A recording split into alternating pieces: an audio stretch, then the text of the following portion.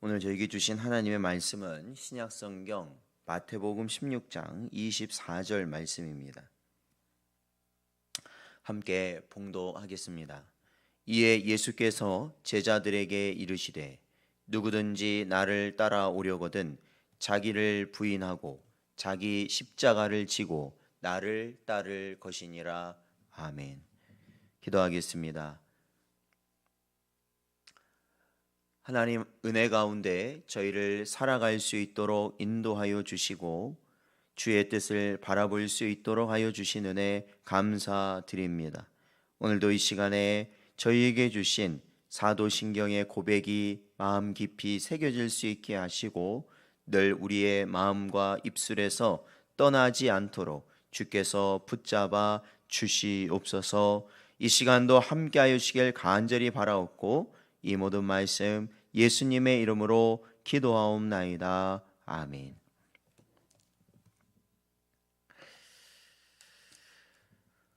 사랑하는 성도 여러분, 저희는 이 사도신경에 죄를 사하여 주시는 것과 몸이 다시 사는 것과 영원히 사는 것을 믿는 것에 대하여 저희들이 살펴보고 있습니다. 우리가 영원히 사는 것은 단지 어떠한 영혼의 상태에서 머무는 것을 의미하는 것은 아닙니다. 그러니까 우리가 영원히 산다라고 할 때 어떠한 그냥 그 영원이라는 시간 가운데 그냥 존재하는 그것을 의미하는 것이 아니라는 겁니다. 영원히 사는 것은 우리가 하나님의 자녀로서 하나님의 자녀답게 영원히 사는 것을 의미합니다. 우리를 하나님의 자녀로서 인치는 그리스도의 의가 지상의 삶과 또한 천상의 삶에서 유일하고 변함이 없으므로 우리는 지상의 영혼과 육체의 삶 속에서 마지막 때에 부활의 영화로운 삶을 맛보는 삶을 사는 것입니다. 마찬가지로 이 땅에서의 삶 가운데서 우리는 새 예루살렘의 영화로운 삶을 미리 맛보게 되는 것이죠. 그러니까 우리가 영원의 삶을 산다는 것은 우리가 이 땅에서의 삶을 마지막으로 마치고 그 이후에 살게 되는 것이 아니라 사실은 우리가 이 땅에서 예수 그리스도를 영접하고 우리가 거듭남으로 인하여서 이미 우리는 영혼의 삶이 시작된 것이다라고 말하는 것이죠. 우리가 이 땅에서 죄의 짐을 지는 육신의 즉 사망의 권세 가운데 있는 우리가 그 육신 가운데서 다시 새롭게 태어난 존재, 하나님의 자녀로서 거듭난 존재가 되었을 때 우리는 이 세상의 모든 사망 권세로 인해 주어지는 죄의 짐을 우리가 짊어지고 사는 것이 아니라 이미 하늘의 신령한 은혜 가운데 살아가는 존재가 되기 때문에 그렇습니다. 그러니까 지상에서부터 우리는 하나님의 은혜를 누린다. 그것이 신령하고 영원한 하나님의 나라를 이미 우리가 맛보고 경험하며 우리가 살아가는 것이다 라는 겁니다. 그런데 이러한 삶을 사는 것의 중요한 요점은 무엇이냐? 우리가 이 천국을 맛보는 삶이라는 것은 바로 오늘 본문 말씀에서도 나오는 것처럼 그것은 우리 자신을 부인하고 우리의 십자가를 지고 주님을 따르는 삶 가운데 있다라는 것입니다. 우리가 이 땅에서 천국을 맛보는 삶, 그것은 주님께서 가신 그 길을 우리가 따라가는 것입니다.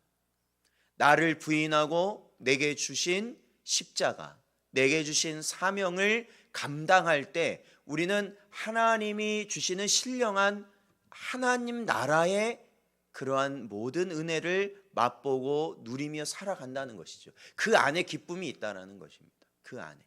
그러니까 우리가 하나님의 사람은 언제 그 마음이 힘을 얻고 기쁨을 얻고 그 하늘의 천국의 그 기쁨을 맛보게 되느냐면 우리가 말씀대로 순종할 때, 주의 일을 감당할 때, 그 모든 고난과 역경 가운데서도 우리가 하나님의 말씀을 순종하며 살아갈 때 사실은 우리는 하나님 나라를 맛보는 은혜를 누리게 됩니다. 우리는 자녀이자 상속자로서 한 달란트 받은 자처럼 책망받은 삶이 아니라 우리는 2달란트 또는 5달란트 받은 자처럼 칭찬받는, 아버지로부터 칭찬받는 삶을 살아야 하는 것이죠. 하나님은 전능하시고 모든 일을 능히 홀로 이루시지만 그러한 하나님께서는 또한 우리를 통하여 자기의 일을 이루심으로 인하여 영광 받으시기를, 우리가 하나님의 뜻을 이루어 감으로 인하여 하나님이 영광 받으시기를 원하신다라고 성경은 기록하고 있기 때문입니다. 하물며 하늘에 계시는 너희 아버지께서 하물며 너희 일까 보냐라고 이 부성적 돌봄을 약속하시지만 또한 은혜로 주신 것이고 찾게 하실 것이며 열어 주실 것이지만 정작 우리에게는 무엇을 또한 말씀하고 계시냐면 구하라 말씀하고 있는 거예요. 우리에게 스스로 구하라. 이미 모든 것을 하나님이 주실 것이지만, 모든 것을 하나님이 다 허락하실 것이지만, 아버지의 마음으로 모든 것을 다 우리에게 주실 것이지만 우리에게 무엇을 요구하시냐면 구하라, 또한 찾으라, 그리고 두드리라 말씀하신다라는 거예요. 그러니까 우리에게서 하나님의 자녀된 우리가 뭐예요? 하나님이 주실 모든 은혜를 찾고 구하고 두드릴 때 하나님은 그 모든 것을 주시겠다라고 약속하신 것입니다. 로마서 8장 15절에서 17절 말씀 보면 너희는 다시 무서워하는 종의 영을 받지 아니하고 양자의 영을 받았으므로 우리가 아빠 아버지라고 부르짖느니라. 성령이 친히 우리의 영과 더불어 우리가 하나님의 자녀인 것을 증언하시나니 자녀이면 또한 상속자 곧 하나님의 상속자요 그리스도와 함께한 상속자니 우리가 그와 함께 영광을 받기 위하여 고난도 함께 받아야 할 것이니라 라고 기록하고 있습니다. 즉 하나님의 자녀된 자는 누구인가? 17절 말씀을 다시 살펴보면 여기에 어떠한 단어가 반복되고 있냐면 함께라는 단어가 3번에 걸쳐 반복되고 있습니다. 그리스도와 함께, 그와 함께, 고난도 함께. 우리가 하나님의 자녀된 자는 하나님의 자녀로서 하나님의 택함을 받고 또한 거듭나고 영생을 누리는 하나님의 자녀로서의 삶이라는 것은 결국 그리스도가 우리 속에 사심으로 우리가 하나님과 함께 살아가는 거예요. 함께. 그러니까 우리가 성도는 우리가 변화되어서 우리가 어떠한 독자적으로 우리가 어떠한 진보된 삶을 살아가는 어떠한 완전체, 어떠한 완성되어가는 존재가 되는 것이 아니라 사실은 함께, 그리스도와 함께, 하나님과 함께 살아가는 존재가 바로 성도입니다. 하나님의 자녀예요. 그래서 다른 성경도 보면 에베소서 2장 5절에서 6절 허물로 죽은 우리를 그리스도와 함께 살리셨고 너희는 은혜로 구원을 받은 것이라 또 함께 일으키사 그리스도 예수 안에서 함께 하늘에 앉히시니 라고 말합니다. 여기도 뭐예요? 함께라는 단어가 3번 등장합니다. 모든 것은 함께. 에베소서 3장 6절 말씀을 봐도 이는 이방인들이 복음으로 말미암아 그리스도 예수 안에서 함께 상속자가 되고 함께 지체가 되고 함께 약속에 참여하는 자가 됩니다 라는 거예요. 제가 방금 소개한 에베소서의 두 부분은 다 함께라는 것이 3번씩 등장하고 있어요. 결국에는 이 두 권 역시 함께를 3번 반복함으로써 성도가 그리스도와 하나됨을 부각시키는 있는 것이죠. 그리스도와 함께하지 않으면 성도 아닌 거예요, 쉽게 말해서. 그리고 성도의 모든 능력은 바로 그리스도로부터 나온다라는 것을 우리가 깨닫게 하는 겁니다. 우리가 교회 안에서라든지 가정에서라든지 우리가 일상적으로 살아가는 모든 영역 가운데서 능력 있는 성도로 살아갈 수 있는 것은 바로 그것이 어떻기 때문에 그렇습니까? 그리스도와 함께 있기 때문에 그렇습니다. 그리스도와 함께. 나의 옛사람의 주장을, 그러한 육성을 부인하게 하시고 오직 내가 하나님의 자녀로서 살아갈 수 있는 이유가 뭐냐면 아버지가 나와 함께 하고 계시기 때문이다. 우리는 그것을 깨닫고 그 아버지를 의지하며 살아가는 존재들이라는 겁니다. 여러분, 영생의 삶이라는 것은, 영원히 산다라는 것은 바로 우리가 이 땅의 삶에서부터 그리스도의 향을 내고 빛을 비추고 그리스도의 편지가 되어 사는 삶이라는 것을 우리는 깨달아야 하는 겁니다. 그리스도와 함께 영광을 받기 위해서는 무엇도 함께 받아야 되냐면 고난도 함께 받아야 되는 것이죠. 그 십자가의 길도 함께 걸어가야 하는 것입니다.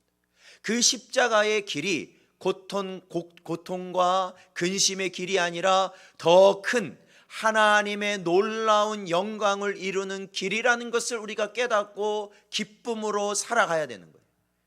우리가 교회 안에서나 가정 안에서나 우리의 삶 가운데 주어진 나의 십자가, 나의 사명, 그것이 우리에게 짐이 아니라 하나님이 이루실, 우리 교회 안에 이루실, 우리의 가정 안에 이루실, 우리의 삶에 이루실 너무나도 크고 놀라운 영광을 하나님께서 보이실 것이라는 소망과 그것을 우리가 기대함과 기쁨 가운데 그것을 우리는 차곡차곡 주님과 함께 이루어가는 것입니다.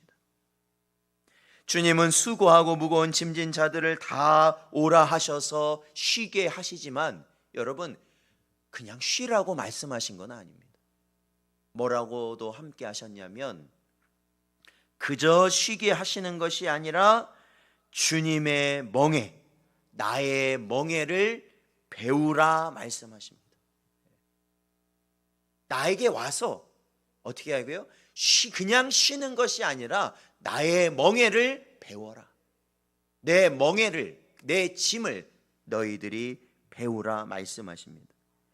왜 그렇습니까? 주님의 멍에는 쉽고 그 짐은 가볍기 때문에 그렇습니다. 그 멍에는 독수리의 날개와 같아서 그것을 매는 자는 억눌리고 내려앉고 허덕이는 것이 아니라 바로 더 높은 하늘을 향하여 날아가게 되고 멀리 보며 어떻게 돼요? 신령한 은혜를 먹을 수 있는 존재가 되는 거예요. 바로 주님의 멍에를 매는 자들입니다. 그러므로 육신의 짐을 벗은 자는 신령한 주님의 멍에를 매야 하는 것이에요. 그러니까 우리가 육신 가운데서 해방됐다면 주님께서 우리에게 주시는 그 멍에를 이제는 우리가 같이 짊어지고 살아가는 것이죠. 주님의 멍에를 매일 때 우리는 무엇을 누리는 거예요? 사실 쉼을 얻는 것입니다. 영원히 사는 것은 의의 종으로 사는 것이에요. 의의 종은 죄에 대하여는 죽은 자요, 그리스도 예수 안에서 하나님께 대하여는 살아있는 자가 바로 의의 종이라는 것입니다. 의의 종은 법 아래, 그 율법 아래는 있지 않지만 은혜 아래 있고, 죄에 대해서는 자유하지만 우리가 하나님의 의에는 묶여 있는 자들이 바로 의의 종들입니다. 의의 종은 사랑으로서 역사하는 믿음으로 그리스도의 법을 이루어가는 자들이 의의 종들이에요. 그리고 자기를 부인하실 수 없는 하나님을 인정하고 신실함이 전무한, 그죠? 죄로 인하여 전혀 신실하지 않은 우리 자신을 부인하는 자들이 바로 의의 종들이라는 것입니다. 사랑하는 성도 여러분, 우리는 영원히 사는 은혜를 누렸습니다. 그리고 누리고 있고 또한 앞으로도 누릴 것입니다. 우리는 하나님의 자녀로서 하나님 한 분만을 의지하며 사는 자들이고 함께 살아가는 자들이라. 우리의 힘으로는 할 수 없어요. 우리의 힘으로는 아무것도 할 수 없어요. 우리의 힘으로는 주님이 주의 몸된 교회로부터 주신 그 사명 감당할 수 없어요. 우리의 힘으로는 우리의 가정에서 우리에게 주어진 그 사명 감당할 수 없어요. 우리의 삶의 영역에서 주어진 우리의 사명을 감당할 수 없어요.